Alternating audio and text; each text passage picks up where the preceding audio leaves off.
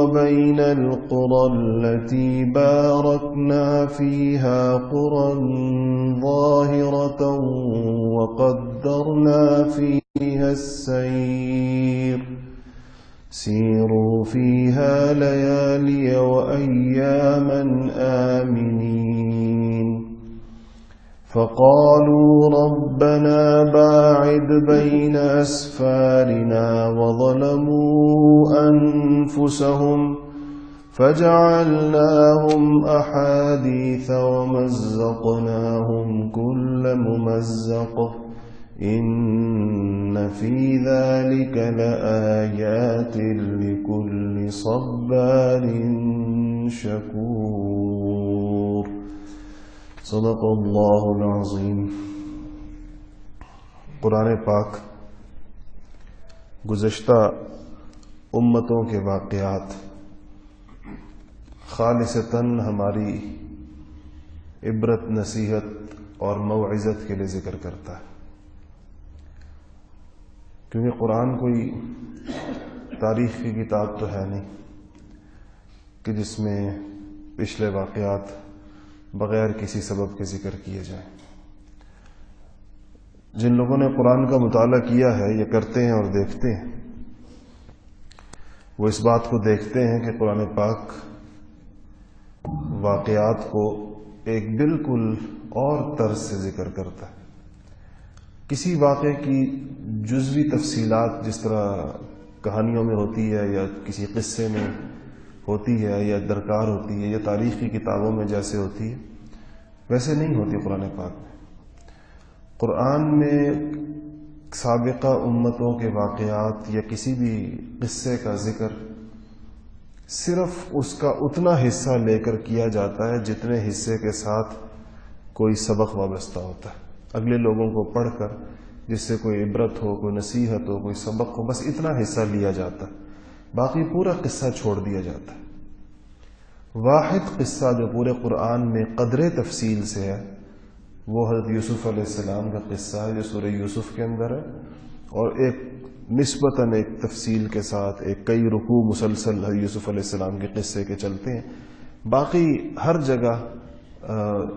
اسی لیے متفرق ہوتے ہیں واقعات، 3 آیتیں ایک جگہ آ جائیں گی، 4 آیتیں دوسری جگہ آ جائیں گی، 4 آیتیں پھر کہیں اور، جہاں بات چل رہی ہوتی ہے اسی بات کے ضمن میں کسی خاص وجہ سے کسی واقعے کا ایک حصہ لیا جاتا ہے۔ یہاں قوم سبا کی بات ہو رہی ہے، قوم سبا کی، اور ان کی ایک عجیب فرمائش یا ان کی ایک عجیب عادت کا ذکر ہے،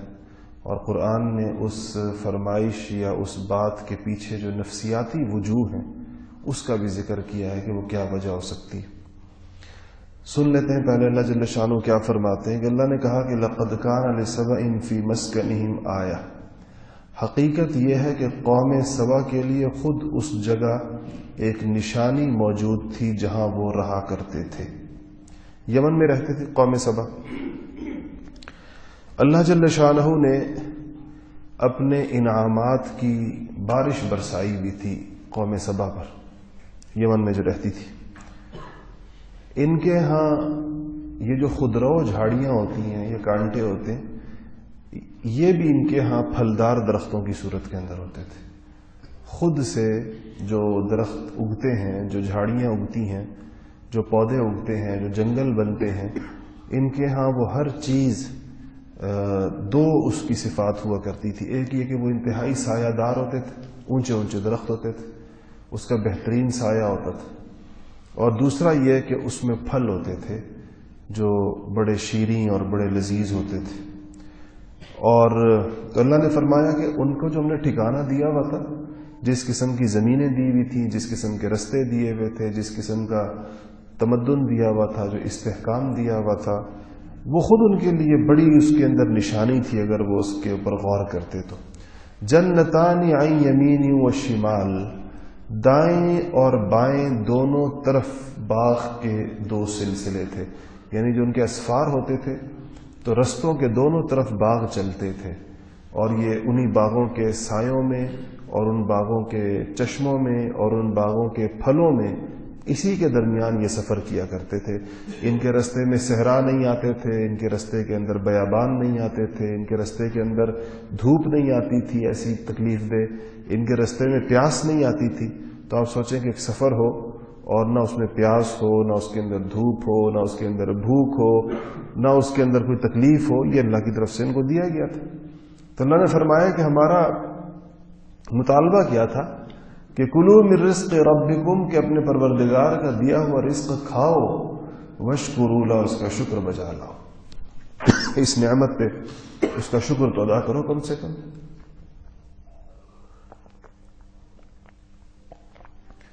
بلدۃ طیبہ، بلدہ شہر کو کہتے ہیں کہ شہر بہترین ہے، وہ رب غفور، اور رب بخشنے والا ہے۔ یعنی صرف یہ نہیں کہ تمہیں ان نعمتوں کا دنیا میں لذت ہے، ان نعمتوں کی کہ اگر شکر ادا کرو گے تو آخرت میں بھی بخشے جاؤ گے۔ رب غفور کہ تمہیں اچھا شہر دیا، دنیا کی ساری نعمتیں دی ہیں، اس پر صرف شکر کر لو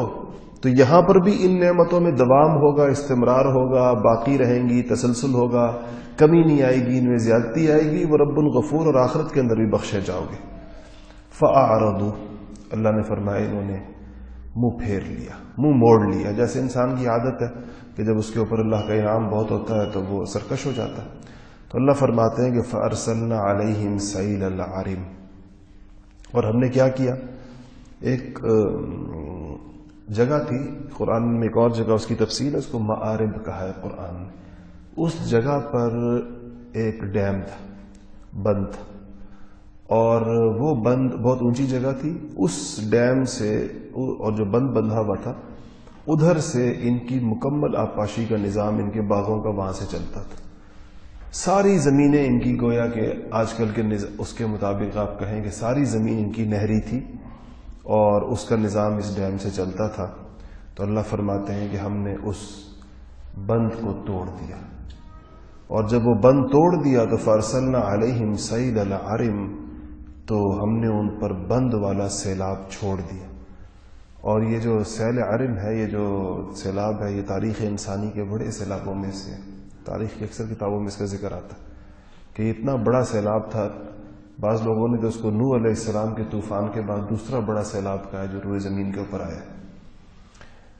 وَبَدَّلْنَاهُمْ بِجَنَّتَيْهِمْ، اور ان کے جو دونوں طرف ایسے پھلدار باغات تھے جس میں سفر کرتے تھے، اس کو ہم نے بدل دیا، جَنَّتَيْنِ ذَوَاتَيْ أُكُلٍ خَمْطٍ وَأَثْلٍ وَشَيْءٍ مِّن سِدْرٍ قَلِيلٍ۔ اللہ فرماتے ہیں کہ اس کو ہم نے، وہ جو پھلدار درخت تھے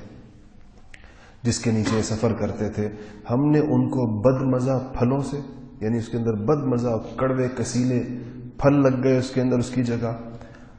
اور اصل کہتے ہیں جھاؤ کے درختوں کو، اور جھاؤ کے درخت لگ گئے اس کے اندر، وہ شیء من سدر قلیل، اگر کوئی، باقی تو کڑوے ہو گئے، سارے کڑوے چیزیں لگ گئیں، اگر کوئی پھل بچا تھوڑا سا تو تھوڑا، شیء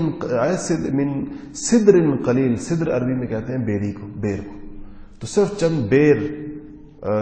وہ تھوڑے سے رہ گئے، اور باقی ہم نے ان کے سارے پھلوں کو بدل دیا۔ اس کے بعد اللہ جل شانہ نے کہا کہ ذالک جزیناہم بما کفور، اور یہ سزا ہم نے ان کو اس لیے دی کہ انہوں نے ناشکری کی، روش اختیار کی، اور آگے کہا کہ وَهَلْ نُجَازِي إِلَّا الْكَفُورَ، یہ ہمیں بتانے کے لیے اللہ فرماتے ہیں ایسی سزا ہم کسی اور کو نہیں بلکہ صرف بڑے ناشکروں کو دیا کرتے ہیں۔ وَهَلْ نُجَازِي إِلَّا الْكَفُورَ، یہ اس سارے واقعے کو ذکر کرنے کا مقصد یہ اس کے آخر میں اللہ جل شانہ نے کہ دیکھو اتنے تاریخی حقائق تمہاری نگاہوں سے گزرے ہیں، وہ لوگ بھی اس کو مانتے ہیں کہ یہ سیلاب آیا ہے اور یہ ساری تباہی آئی ہے، جو ایمان نہ لائے ہوں، فرمایا کہ ہم اس طرح کرتے ہیں۔ پھر اللہ تعالیٰ فرماتے ہیں کہ وَجَعَلْنَا بَيْنَهُمْ وَبَيْنَ الْقُرَى الَّتِي، اپنے انعامات کا پھر سے ذکر فرمایا کہ اور ہم نے ان کے اور ان کی بستیوں کے درمیان، وَجَعَلْنَا بَيْنَهُمْ وَبَيْنَ الْقُرَى الَّتِي بَارَكْنَا فِيهَا، قرآن نے جہاں پر بھی ارض شام اور ارض فلسطین کا ذکر کیا ہے، جگہ جگہ قرآن کے اندر ہے، اس میں اس کے ساتھ برکت کا ذکر کیا ہے کہ کہ اس کے وہ برکت والی سرزمین ہے. ہم نے اس جمعے کے اندر یہ جو گزشتہ جمعہ گزرا تفصیل کے ساتھ ارض شام اور ارض فلسطین اور اس پر اللہ تعالیٰ کی برکتوں اور اس فلسطین کے حالیہ نئے قضیے پر گفتگو کی ہے کہ تو یہاں بھی اللہ فرماتے ہیں، میں نے عرض کیا نا کہ یہ لوگ یمن میں تھے سبا والے، تو اللہ فرماتے ہیں کہ ان یمن سے لے کر شام تک جو سفر تھا، اہل یمن کو بھی شام جانا پڑتا تھا تجارت کے لیے، جیسے مکے والے دونوں جگہ جاتے تھے،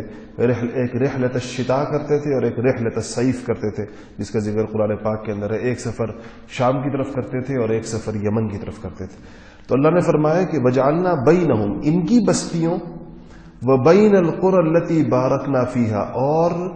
ان کی بستیوں، ان بستیوں کے درمیان جہاں ہم نے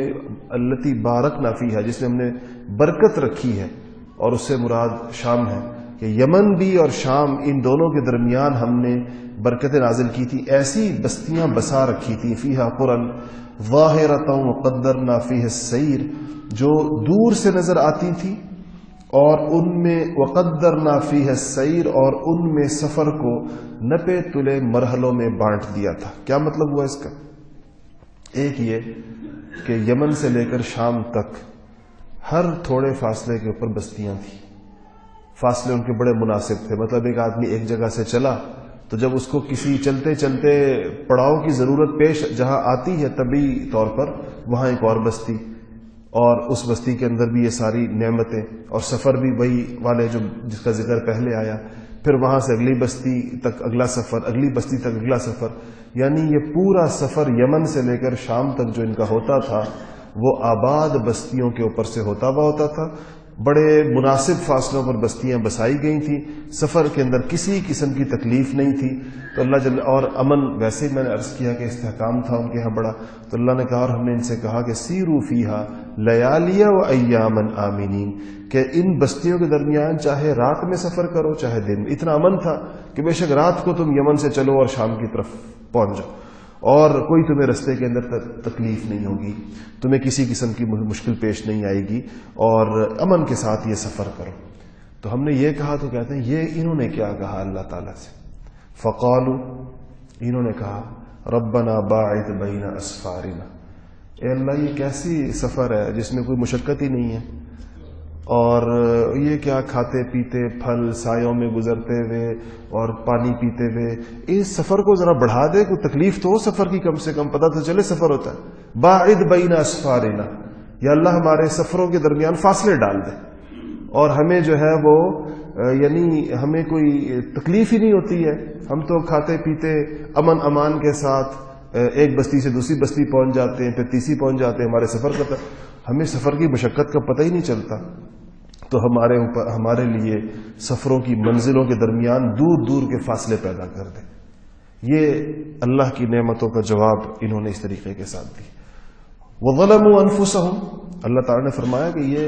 یہ ناشکری کر کے انہوں نے ہمارا تو کیا بگاڑنا تھا.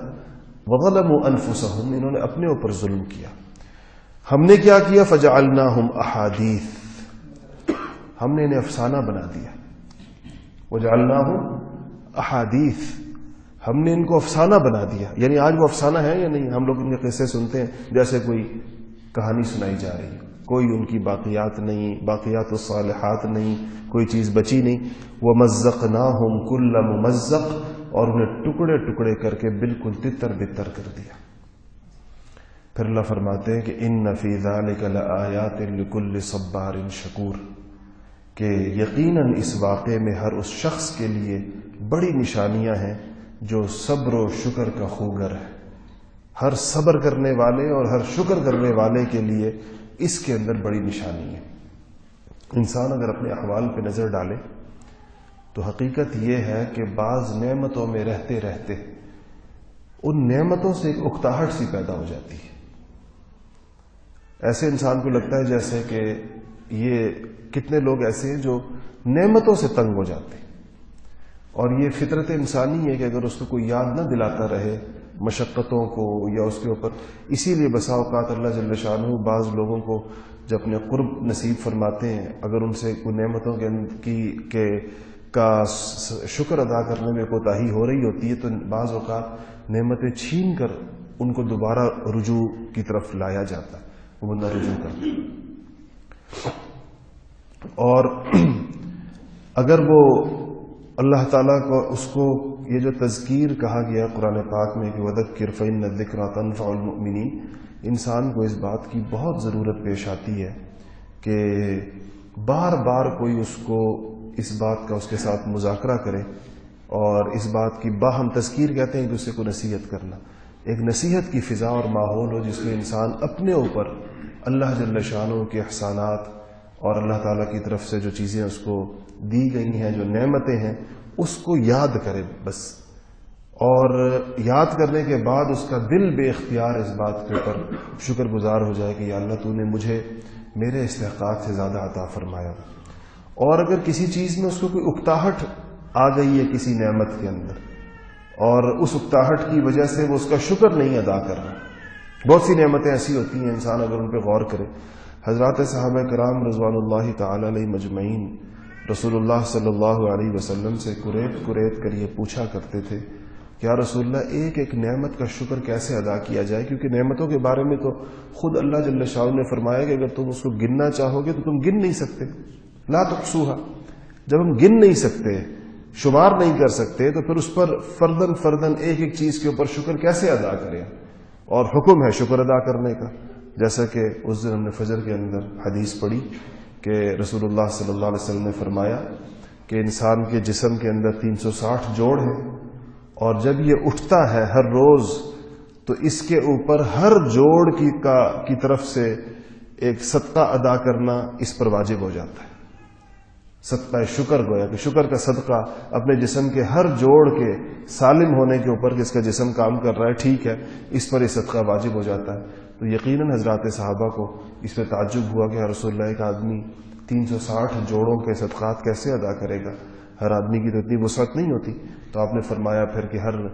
یہ بھی صدقہ ہے، اور سبحان اللہ بھی صدقہ ہے، اور الحمدللہ کہنا بھی صدقہ ہے، اور اللہ اکبر کہنا بھی صدقہ ہے،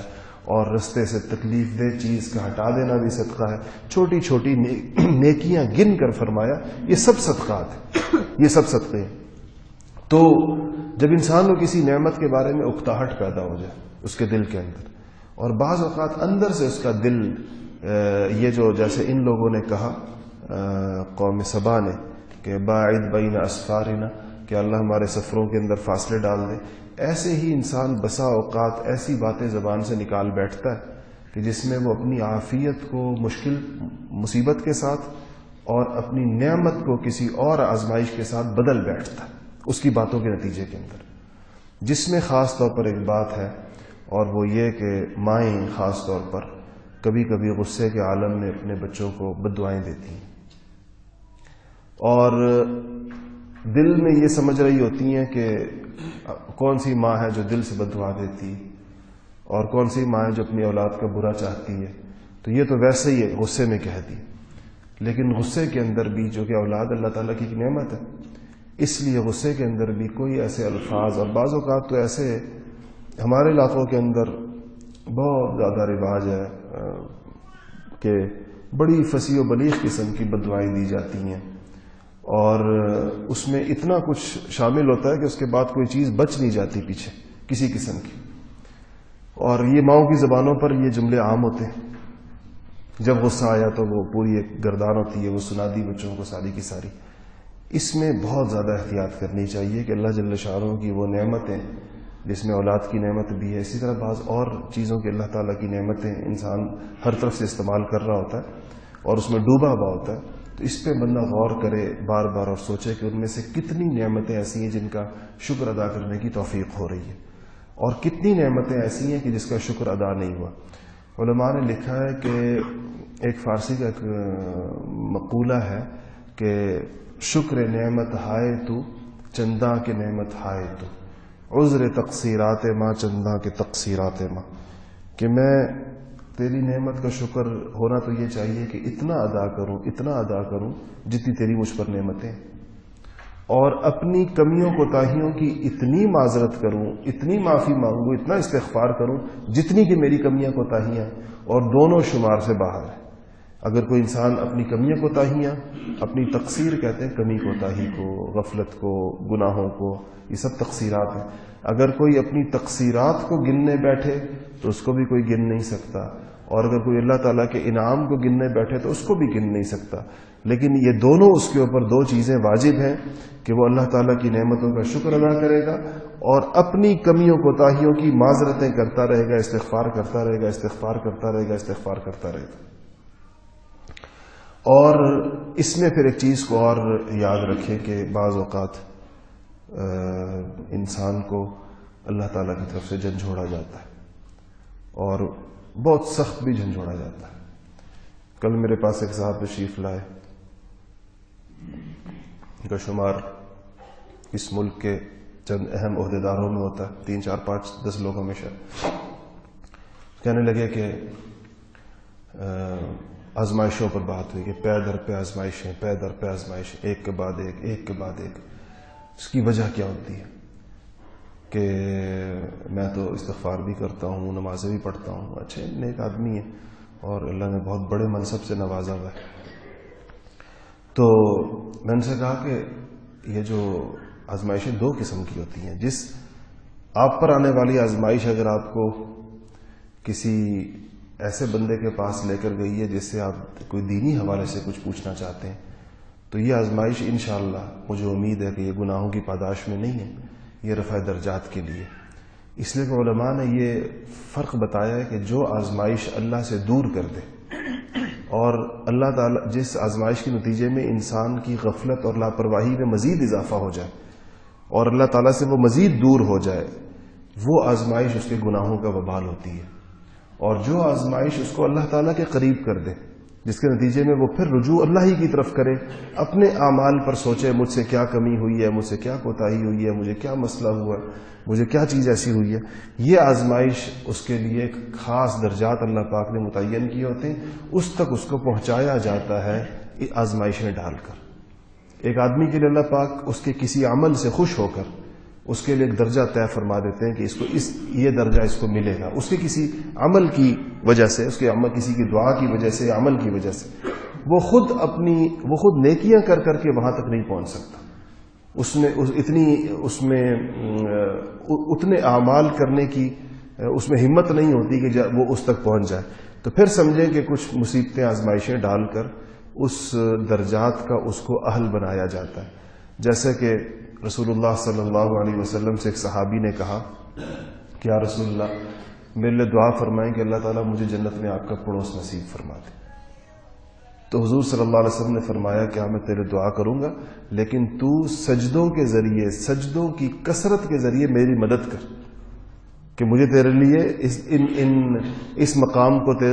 مانگنے کے اندر آسانی ہو کہ تو نے بھی کوئی اس کے لیے عمل کیا تو خوب سجدے، مطلب ظاہر بات ہے نوافل مراد ہے اس سے کہ کثرت سجود سے مراد ہے کہ خوب نفل پڑھو، تہجد پڑھو، فرض نماز کے علاوہ اتنے سجدے کرو کہ تمہارے لیے یہ تمہارا استحقاق پیدا ہو۔ تو نعمتوں میں رہتے رہتے عرض یہ کر رہا تھا کہ نعمتوں میں رہتے رہتے بعض اوقات کچھ نعمتیں انسان کے حافظے سے محو ہو جاتی ہیں اور اس کو اس بات کا احساس نہیں ہوتا کہ ان میں کیا کیا چیزیں۔ حضرات صحابہ کرام رضوان اللہ تعالی علیہ مجمعین کو چونکہ حضور صلی اللہ علیہ وسلم متوجہ فرمایا کرتے تھے، تو عمر فاروق رضی اللہ تعالیٰ نے ایک دفعہ جا رہے تھے اور ایک ایسا بندہ ملا کہ جس کو کوڑ بھی تھا جزام، اور اس کو جو ہے وہ اندھا بھی تھا اور وہ گونگا بھی تھا اور وہ بہرا بھی تھا، وہ لنگڑا، لولا اور لنگڑا بھی تھا اور پڑا ہوا تھا جیسے ایک ڈھیر پڑا ہوتا ہے کسی جگہ اس پہ کوئی ایسی۔ تو صحابہ نے ان سے پوچھا کہ تو عمر فاروق رضی اللہ تعالیٰ نے پوچھا صحابہ سے کہ صحابہ نے پوچھا کہ اس پر بھی شکر واجب ہے، یہ جو بندہ ہے جس کے تمام نعمتیں، اس کی بظاہر کوئی چیز بھی اس کے جسم کا عضو ایسے سلامت نہیں ہے۔ تو عمر فاروق رضی اللہ تعالیٰ نے فرمایا کہ کیا یہ جو کھاتا ہے اور اس کے بعد اس کا پیشاب وغیرہ یہ چیزیں ٹھیک نہیں ہیں کیا؟ یہ کتنی بڑی نعمت ہے اس کی اللہ تعالیٰ کی طرف سے اس کے اوپر کہ اس کا وہ نظام وہ ٹھیک ہے اس کا، ورنہ وہ بھی اس کی تکلیف اور اس کی پریشانی بھی انسان کو لاحق ہو سکتی ہے۔ تو کس چیز کو انسان سوچے اگر اس کے اندر اس کا خیال پیدا ہو جائے۔ اس میں جو بڑی چیزیں ہیں جس کا سب سے زیادہ ذکر آتا ہے احادیث کے اندر وہ دو ہیں. ایک کو کہا گیا صحت اور ایک کو کہا گیا فراغ. حضور صلی اللہ علیہ وسلم نے فرمایا کہ ان دو نعمتوں کی حق تلفی بہت زیادہ ہوتی ہے. ایک اپنی صحت کا انسان کو احساس نہیں ہوتا خاص کر جوانی کے اندر، اور دوسرا فراغ سے مراد ایک خاص قسم کی قلبی فراغت ہے. فراغ سے مراد صرف یہ نہیں کہ فارغ ہونا، یہ وہ فارغ ہونا مراد نہیں کہ دنیا میں کام نہیں اس کا. فراغ سے مراد یہ ہے کہ قلب کا ایسی کیفیت کے اندر ہونا کہ اس کے اوپر کوئی بہت بڑی پریشانی مسلط نہ ہو، کوئی بہت بڑا مسئلہ اس کو نہ ہو. اور اگر ایسا کیونکہ بعض پریشانیاں ایسی آتی ہیں اچانک جو انسان کے دل کو کھا جاتی ہیں اور بیٹھے بٹھائے آتی ہیں بغیر کسی انسان کے خیال اور گمان کے آتی ہیں. تو اگر ایسی کوئی پریشانی نہیں ہے، کسی پر کوئی مقدمہ نہیں ہے، کسی پر کوئی ایسی بہت بڑی پریشانی نہیں ہے، ایسی انتہائی توڑ دینے والی غربت نہیں ہے کہ جس میں اس کو بالکل کھانے پینے کے اور رہنے سہنے کے لالے پڑ جائیں، تو یہ وہ بڑی نعمت ہے جس کی عام طور پر انسان ناشکری کر رہا ہوتا. اور صحت کے اندر بھی یقیناً کچھ نہ کچھ چھوٹی موٹی تکلیف تو ہر انسان کو ہوتی ہے کچھ نہ کچھ. ان معاملات کے اندر انسان ان لوگوں کو دیکھے جن کی حالت ان سے کہیں زیادہ خراب ہے، جن کی حالت اس سے کہیں زیادہ خراب ہے اور روز بروز بگڑتی چلی جا رہی ہے. روز ہم لوگ دیکھتے ہیں ایسے لوگوں کو. عیادت کرنے کا جو اتنا ثواب آیا اس میں دو وجوہات بیان کی گئی ہیں. ایک تو یہ کہ اس سے صلہ رحمی ہوتی ہے، انسان جاتا ہے لوگوں کے پاس بیٹھتا ہے، ان کی عیادت کرتا ہے، بڑا ثواب آیا اس کا. دوسرا اس سے انسان میں شکر کی کیفیت پیدا ہوتی ہے. اور آپ اس کا تجربہ کر کے دیکھیں، کبھی آپ ہسپتال جائیں کسی کی عیادت کرنے کے لیے تو واپسی پر لا محالہ آپ کے دل کے اندر ایک تشکری کیفیت پیدا ہوگی کہ اللہ کا شکر ہے اللہ تعالیٰ نے اس آزمائی سے بچایا. اور جو دعا ہے اس کی، حدیث شریف میں ایک دعا یہ اس کو کوشش کریں کہ یاد کر لیں. حدیث شریف میں آتا ہے کہ جو بندہ کسی کو مصیبت میں دیکھ کر یہ دعا پڑھ لے گا تو اللہ جل شانہ اس کو اس مصیبت میں کبھی نہیں ڈالیں گے. اور وہ ہے الحمدللہ الذی عافانی مما ابتلاک بہ وفضلنی علی کثیر ممن خلق تفضیلا. کہ جس نے یہ دعا پڑھ لی کسی کو مشکل میں، آپ نے کسی معذور کو دیکھا، کسی پریشان حال کو دیکھا، سڑکوں کے کنارے بعض معذور لوگ پڑے ہوئے ہوتے ہیں ان کو دیکھا، کسی کو انتہائی بڑی آزمائش میں مصیبت کے اندر دیکھا، تو آپ فوراً یہ دعا اگر پڑھ لی تو اس مصیبت میں اللہ تعالیٰ آپ کو نہیں مبتلا کرے گا کبھی بھی. تو یہ دعا اس کا اہتمام کرنا چاہیے، انسان اس کو وقتاً فوقتاً پڑھتا رہے. اور دوسرا یہ کہ شکر کے اندر اللہ جل شانہ کے ساتھ مناجات کو بڑا عمل دخل ہے کہ انسان اللہ تعالیٰ کے سامنے جیسے دونوں ہاتھ کھڑے کر دیے جاتے ہیں ایسے اللہ کے سامنے کھڑے کر دے اپنے دونوں ہاتھ کی. اللہ اگر میں جتنی بھی کوشش کروں تو وہ الفاظ کہاں سے لاؤں اور وہ نعمتیں کیسے گنوں ساری کی ساری جس کا شکر میرے اوپر واجب ہے، تو میرے لیے یہ ممکن نہیں ہے. اور میرے لیے ممکن نہیں تو مجھے بس جیسا شاکرین کے شکر کا انداز ہے اور جو چیز تجھے اس میں پسند ہے تو میری طرف سے اس کو ویسے قبول فرما لے. اللہ تعالیٰ کی تعریف کے اندر بھی اللہ تعالیٰ نے حضور صلی اللہ علیہ وسلم کے ان الفاظ کو کہ اللہم لا احصی ثناء، کہ یا اللہ میں تیری تعریف نہیں کر سکتا جیسے کہ تعریف کرنے کا حق ہے. تو تیری تعریف تو بس وہی ہے جو تو خود فرمائے اپنی تعریف، وہ اصل تعریف ہوگی. میرے الفاظ کے اندر یہ تاب نہیں ہے کہ جس کے ذریعے سے میں تیری ثنا کر سکوں اور تیری تعریف کر سکوں. شکر نعمت کے اندر بھی انسان ایسے ہی، لیکن اس میں جو کرنے والے کام ہیں، بعض حضرات نے لکھا ہے کہ انسان کی بڑی سعادت یہ ہے کہ وہ دن میں 2 رکعت کم سے کم ایسے پڑھے جو صرف نعمتوں کے شکر کے طور پر رات کو سونے سے پہلے 2 رکعت نفل پڑھ کے اللہ جل شانہ سے کہے کہ اللہ یہ ان سب نعمتوں کا شکر ہے جو میرے اوپر تیری طرف سے چھاجو چھاج برس رہی ہیں، اور یہ ان کے شکر کے اندر میں یہ 2 رکعت پڑھتا ہوں. اور 1-2 رکعت اور ہے جس کو کہا جاتا ہے کہ وہ دن کے شروع کے اندر پڑھی جائیں اشراق کی نماز کے ساتھ، اور وہ ہیں اللہ سے مانگنے کی 2 رکعت صلاۃ الحاجت یا تہجد کے ساتھ پڑھی جائیں. جو آدمی دن کی ابتدا اللہ سے مانگ کر اور دن کا اختتام اللہ تعالیٰ کا شکر ادا کے کرے گا، اس کو وہ پورا دن اللہ جل شانہ کی مہربانیوں کے سائے کے اندر رہے گا. آزمائشوں سے اللہ پاک اس کی حفاظت کرے گی. جب اس کی صبح ہوئی یا تہجد میں یا اشراق میں، اس نے اس وقت میں 2 رکعت پڑھی اور اللہ تعالیٰ سے اس پورے دن کی حاجات کا سوال کیا کہ اللہ سارا دن مجھے قدم بقدم آپ کے فضل کی، آپ کے رحم کی، آپ کے کرم کی ضرورت ہے. اور جب دن ختم ہوا اس کا تو اس نے اس دن کے اختتام پر بستر پر جانے سے پہلے 2 رکعت شکر کے پڑھے کہ یا اللہ سارا دن تیرے رحم و فضل، تیرے کرم کے سائے کے اندر میں نے دن گزارا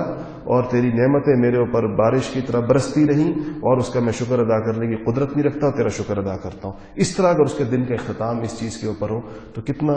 مبارک دن ہے جس کی اول اور آخر کے اندر دونوں کی نسبت اس نے پورے طور پر اللہ جل شانہ کی جانب کی. اللہ تعالی ہم اس پر عمل کرنے کی توفیق نصیب فرمائے. الحمدللہ رب العالمین والعاقبۃ للمتقین والصلاة والسلام على سید الانبیاء المرسلین. ربنا ظلمنا انفسنا وان لم تغفر لنا وترحمنا لنكونن من الخاسرین. رب اغفر وارحم وانت خیر الراحمین. اللهم انت ولینا فی الدنیا والآخرہ توفنا مع الابرار والحقنا بالصالحین. یا اللہ یا ارحم الراحمین، ہمارے چھوٹے بڑے صغیرہ کبیرہ تمام گناہوں کو معاف فرما. یا اللہ ہماری جتنی کمیاں کوتاہیاں ہم سے آج تک ہوئی ہیں اللہ تو اس کو معاف فرما. اپنی تمام نعمتوں کا صحیح معنوں کے اندر حقیقی معنوں میں شکر ادا کرنے کی توفیق نصیب فرما. یا اللہ یا ارحم الراحمین، دین کامل پر چلنے کی توفیق نصیب فرما. رسول اللہ صلی اللہ علیہ وسلم کی سنتوں کے اوپر عمل کرنے کی توفیق نصیب فرما. یا اللہ جتنے بھی لوگ اس مجلس کے اندر ہیں، جو مائیں بہنیں تشریف لائی ہوئی ہیں، جن کے دلوں کے اندر جو جائز حاجات ہیں اللہ تو ساری پوری فرما. سب کے مسائل اور مشکلات کو حل فرما. ہر قسم کی پریشانیوں کو اللہ ختم فرما. یا اللہ یا ارحم الراحمین، ہمیں باہم آپس کے اندر، گھروں کے اندر، محلوں کے اندر، ملک کے اندر، پوری امت کے اندر جوڑ، اتفاق اور اتحاد نصیب فرما. یا اللہ یا ارحم الراحمین، ہر قسم کے اختلاف اور انتشار سے ہماری حفاظت فرما. یا اللہ رسول اللہ صلی اللہ علیہ وسلم کے دست مبارک سے حوض کوثر کا پانی نصیب فرما. یا اللہ آپ کی شفاعت نصیب فرما. یا اللہ تمام مرحومین کی مغفرت فرما، خصوصاً ہمارے والدین میں سے جو چل بسیں. یا اللہ یا ارحم الراحمین، تو ان کی قبروں کو جنت کے باغوں میں سے باغ بنا دے. یا اللہ ان کو جنت الفردوس عطا فرما. یا اللہ جو ان میں سے زندہ ہیں ان کی صحیح خدمت کرنے کی توفیق نصیب فرما. یا اللہ ہماری اولادوں کو دین کے لیے قبول فرما لے، ان کو ہماری آخرت کا ذخیرہ بنا دے. یا اللہ یا ارحم الراحمین، حضور صلی اللہ علیہ وسلم کی شفاعت عطا فرما دے. یا اللہ ایمان پر موت نصیب فرما. جس وقت ہم اس دنیا سے رخصت ہوں تو ہماری زبان پہ کلمہ جاری ہو، لا الہ الا اللہ محمد رسول اللہ صلی اللہ تعالی علی خیر خلقہ محمد و آلہ و اصحابہ اجمعین برحمتک یا ارحم الراحمین.